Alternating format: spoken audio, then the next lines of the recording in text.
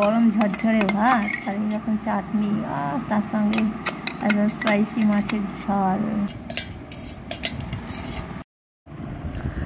নমস্কার বন্ধুরা, village cooking মেরিতা চ্যানেলে সবাইকে স্বাগত। বন্ধুরা দেখতে পাচ্ছ এটা কি পুদিনা পাতা। তো পুদিনা পাতা দিয়ে একটা দারুণ স্বাদের রেসিপি বানাবো। তো পুদিনা পাতা চাটনি বানাবো একদম গরম গরম ভাতে, ঝরঝরে গরম গরম ভাত আর এইরকম পুদিনা পাতার চাটনি একদম অসাধারণ লাগবে।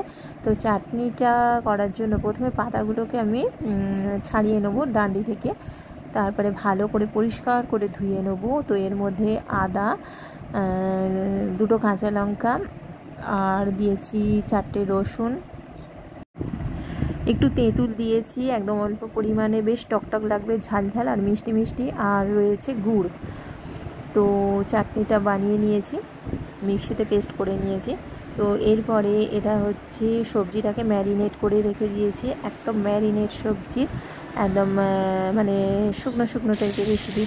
আর এখানে রুই মাছ আছে, রুই মাছের কারি বানাবো পুদিনা পাতা দিয়ে। তো মাছটাকে লবণ হলুদ মাখিয়ে রেখেছিলাম, বেশ ভালো করে ভেজে নিয়েছি লাল করে। তো এখানে পেঁয়াজ কুচি দিয়েছি, টমেটো দিয়েছি আর কাঁচা পাকা লঙ্কা রয়েছে দুটো।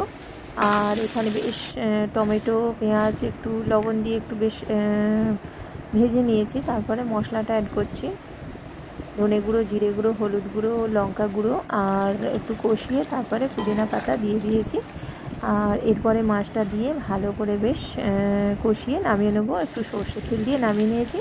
আর ম্যারিনেট করা সবজিটা, তো সবজিটা তো ম্যারিনেট করা ছিল সব রকমের মশলা দিয়ে, তারপরে তেলের মধ্যে একটু বেশ নাড়াচাড়া করে ভাজা করে আর সামান্য পরিমাণে জল দিয়ে ঢাকা দিয়ে দিয়েছিলাম। তো নামানোর আগে একটু কাঁচা সর্ষের তেল আর একটু চিনি দিয়ে নামিয়ে নেব। তো তৈরি হয়ে গেল